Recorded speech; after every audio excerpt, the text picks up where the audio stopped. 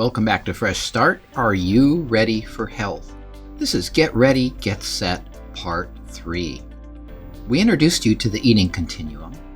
Last time we pointed out that eating the foods over here on the left, those animal products and highly processed foods, are at the root cause of our lifestyle-related diseases, such as diabetes and cardiovascular disease, leading to our heart attacks and strokes.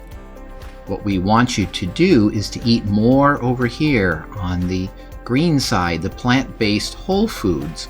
That's what we want to talk about now.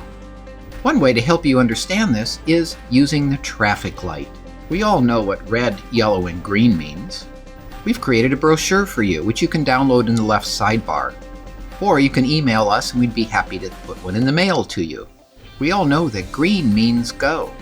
These are plant-based whole foods. You can fill at least 75% of your plate or more with these. These are fruits and vegetables, cooked whole grains, legumes, which are beans, peas, and lentils, seeds and nuts, which are unsalted or uncoated.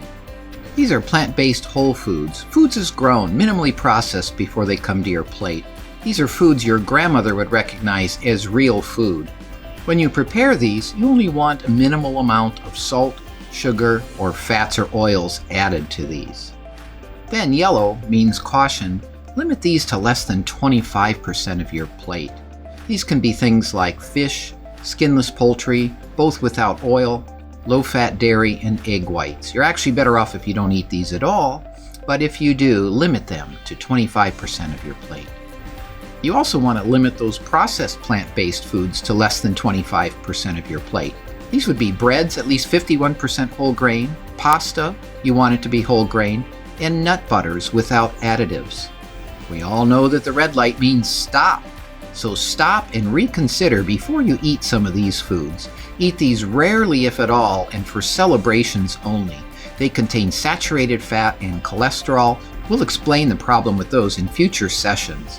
These include red and processed meats, high-fat dairy, cheese, poultry with skin, egg yolks, palm and coconut oils. We also want to avoid foods that are fried, foods that are made with added sugars and syrups, and those processed carbs, things like pastries, cookies, bread, pasta with refined white flour and sugar added, and trans fats. There are some special cases. We're calling those orange, which means caution, and those are the condiments. They might on their own be red light foods, but you're only going to use them in small quantities to help you enjoy the healthier foods. These often contain salt, sugar and sweeteners, fats and oils, but you're going to get such a small amount that they're okay to use. Another way to look at this is the plate. We want at least 75% of the plate filled with those foods from the green light section. The plant-based whole foods. These are low in calories because they're so high in fiber and water. Again, the fruits, the vegetables, the legumes, beans, peas, and lentils, cooked whole grains, and seeds and nuts. You want to limit to a quarter of the plate or less those highly processed foods such as dried fruit, oils, whole grain bread and pasta, nut butters, and those animal products. Now you might be thinking, this sounds a lot like a vegan diet that I'm promoting. Vegan describes what you don't eat. We're describing what we want you to eat, those plant-based whole foods. There's a study done by some researchers at Harvard looking back at some data from 3 large studies. They had over 200,000 people that they followed for several decades, and they had good dietary data on them. They all started healthy and were followed to see what would happen over time. In one of the studies, they looked at their risk of developing heart disease over time, and the other we'll show you is their risk of developing diabetes. In evaluating the data, they agreed that all those animal products were unhealthy and actually increased the risk of both cardiovascular disease and diabetes. But they wanted to focus on the plant-based foods in particular. They found that they could put these into 2 groups. The unhealthy plant-based foods on the left are the processed plant-based foods like fruit juices, sweetened beverages, refined grains, potatoes, which are predominantly French fries and potato chips, and those sweets and desserts. On the healthy side were whole grains, fruits, vegetables, nuts, legumes. They included vegetable oils, which I would have probably put on the other side as a processed food, and they also added tea and coffee, which in essence are derived from plant-based whole foods. What they found was very interesting. So if you look at this chart with me, you'll see this gray line right here. This is the average risk of coronary heart disease. On this bottom line, we see servings of food by categories per day. This yellow dotted line are those healthy plant-based foods.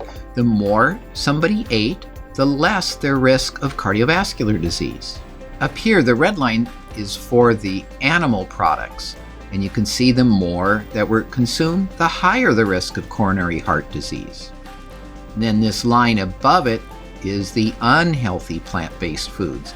So the white breads, the cookies, the French fries, the more they ate of those, the higher the rate of heart disease. So the donut's even worse than the chicken salad sandwich. They did the same thing with diabetes, and the results were similar. Here again, the gray line is the standard risk for diabetes. This green line stands for the portions of healthy plant-based foods they had. The more they ate, the lower their risk of diabetes. And by the way, these are high carbohydrate. We'll have more on that in the future. But this line above are those unhealthy processed plant-based foods. The French fries, the Oreo cookies, the white bread. The more they ate, the higher the risk of diabetes. So we're not talking about a vegan diet. We're talking about a plant-based whole food diet, eating more of the foods over here on the green, minimizing those processed foods and animal products on the left. Similar to the eating continuum, we have the activity continuum. The things that are causing us our poor health are over here on the left. We sit too much, spend too much time in front of screens, and we have a sedentary lifestyle. We want you to move down here to the right. Stand more, walk more, stretch more, get involved in physical activity. We'll be talking a lot more about that. Basically, though, we want you to find the activity you enjoy and start getting involved now. Are you ready for health?